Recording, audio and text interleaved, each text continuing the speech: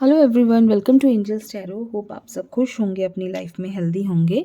आज की जो हमारी रीडिंग है उसका टॉपिक है कि आपके और आपके पर्सन के बीच में यदि नो कांटेक्ट सिचुएशन है तो क्या आप दोनों का रिकॉन्सिलेशन होगा, आप दोनों मिलेंगे, क्या आप दोनों का मिलन होगा। ठीक है, तो आज की रीडिंग हम इस टॉपिक पे करने वाले हैं। ये एक जनरल रीडिंग है, टाइमलेस रीडिंग है, सभी ज़ोडिक साइन वालों के लिए है, सभी एज ग्रुप वालों के लिए है, मेल फीमेल सभी के लिए है।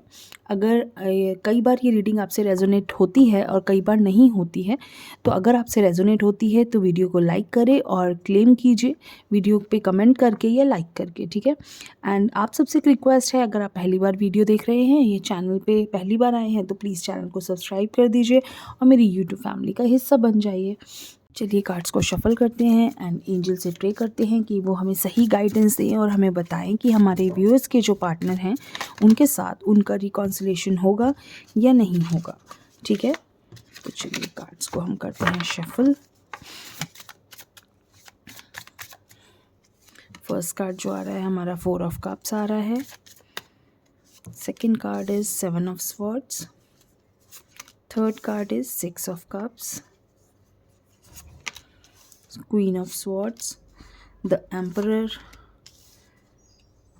दो कार्ड्स आ रहे हैं, night of cups, 10 of pentacles, S of cups and 10 of swords. ठीक है, and energy of the deck, death, rebirth. ठीक है, होप आपको कार्ड्स विजिबल होंगे। ठीक है, तो ये हैं हमारे कार्ड्स। क्या कहते हैं हमारे कार्ड्स कि देखिए, रिकॉन्सिलेशन होना तो तय है, एक नई शुरुआत आपको दिख रही है कि नई शुरुआत होने वाली है, लेकिन उससे पहले की जो कंडीशन है फ़िलहाल हम वो डिस्कस करते हैं। अभी की जो कंडीशन है ना, बहुत बहुत ऐसे लग रहा है कि इमोशनली ना आप दोनों बहुत ज़्यादा, कहते हैं ना, एक दूसरे का ट्रस्ट नहीं बन पा रहा है, एक दूसरे को समझ नहीं पा रहे हैं कि इस वक्त ये क्या कंडीशन है कि जो चीज़ पहले थी वो अब जो कंडीशन है ना वो काफ़ी ज़्यादा, कहते हैं ना, बहुत हौच पौच हो गया है। मतलब हौच पौच मीन्स कि बहुत सारा कन्फ्यूजन बहुत ज़्यादा है। जैसे इतनी बातें हो चुकी हैं, इतनी बातें हो चुकी हैं कि अब उस चीज़ का समझ नहीं आ रहा है कि ये किस ओर जा रहा है। होता है ना, कई बार हम समझ नहीं पाते हैं कि ये रिश्ता कितना उलझ गया है, इसको सुलझाया कैसे जाए। अगर आप एक चीज़ सुलझाने जाते हो तो दूसरी चीज़ बिगड़ जाती है, एक बात क्लियर करते हो तो दूसरी बात बिगड़ जाती है कि ऐसा नहीं हुआ था तो वैसा हुआ था। चीज़ें क्लियर नहीं हो पा रही हैं, और जब तक चीज़ें क्लियर नहीं होंगी ना, तब तक चीज़ें ठीक नहीं होंगी, और चीज़ें दिख रहा है कि वर्स्ट होती हुई तरफ जा रही हैं। मतलब अभी ऐसी कंडीशन, कुछ लोगों के साथ तो ऐसा हो सकता है कि अभी और वर्स्ट कंडीशन होनी बाकी है, लेकिन हाँ, उसके साथ एक होप भी है।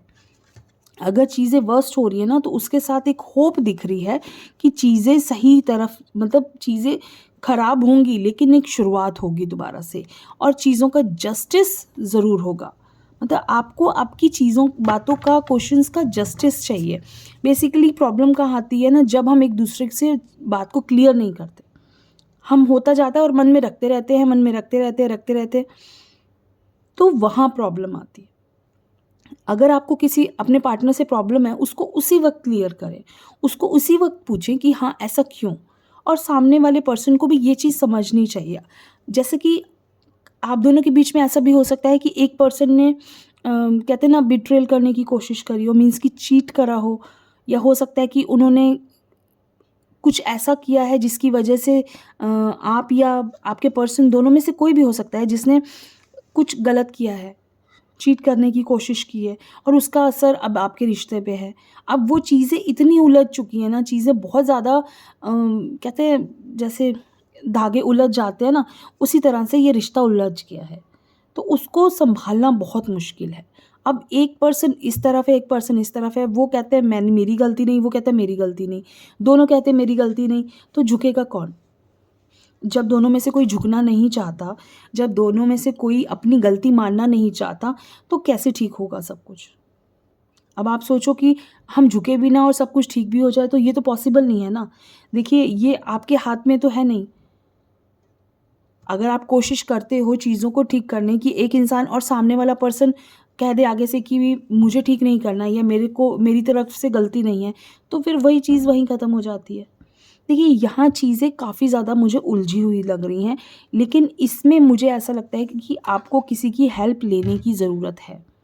आपको किसी एक पर्सन की, कोई ऐसा इंसान आपको बीच में लेना पड़ेगा जिससे जो आप दोनों की प्रॉब्लम को सॉल्व कर सके, जो आप दोनों की बातों को क्लियर कर सके और आप दोनों को सही तरह से अपनी बात कहने का मौका मिले, ठीक है? लेकिन यहाँ फिर भी मैं कहूँगी कि एक शुरुआत मुझे वापस से दिख रही, एक होप मुझे फिर भी दिख रही है। क्योंकि ये जो 2 कार्ड्स हैं ना, ये कहते हैं, ये 3 कार्ड्स 10 ऑफ पेंटिकल्स का कार्ड है, इट मीन्स कि सब ठीक हो जाएगा। एस ऑफ कप्स, एक नई शुरुआत, एक नई नई वापस से चीज़ें ठीक होती हुई दिख रही हैं। आप दोनों चाहे कितना भी लड़ रहे हैं, झगड़ रहे हैं, कितनी भी कोशिश करें कि आप दोनों के बीच में प्रॉब्लम हो गई या कुछ भी हो गया, लेकिन दिल से तो देखिए एक दूसरे से अटैचमेंट है ना, ये जो अटैचमेंट है यही तो नहीं आप दोनों को अलग होने दे रहा। ये अटैचमेंट ही तो है जो वापस से एक नई शुरुआत दिख रही है। चीज़ें वर्स्ट होने के बाद, वर्स्ट मीन्स कि इतनी ख़राब है कि शायद अगर 1 मिनट लगेगा कि ये रिश्ता ख़त्म हो सकता है। चीज़ें आप लोगों की इतनी एंड पे आई हुई हैं, ठीक है? इतनी एंड तक आप लोगों ने इस कंडीशन को ले आए हैं कि चीज़ें एंड हो सकती हैं। लेकिन वो जो एक कनेक्शन होता है दोनों के बीच में ना, स्पिरिचुअल कनेक्शन होता है जो कि हमें जोड़ के रखता है, जो कि हमें अलग नहीं होने देता। वही चीज़ यहाँ मुझे दिख रही है, जो आप दोनों को अलग नहीं होने दे रहा है ये कनेक्शन, ठीक है? मैं सॉरी, मैं कुछ आपके दोनों के लिए गाइडेंस कर देती हूँ, लव गाइडेंस, कि ये रिश्ता आगे किस तरह से चलने वाला है, ठीक है? किस तरह से ये रिश्ता आगे जाएगा आप दोनों का। देखते हैं जो हमारा फर्स्ट कार्ड है, वन साइडेड लव। यहाँ यही तो प्रॉब्लम है ना, एक इंसान ठीक करना चाहता है तो दूसरा उस चीज़ को सही नहीं करना चाहता। Balancing energies.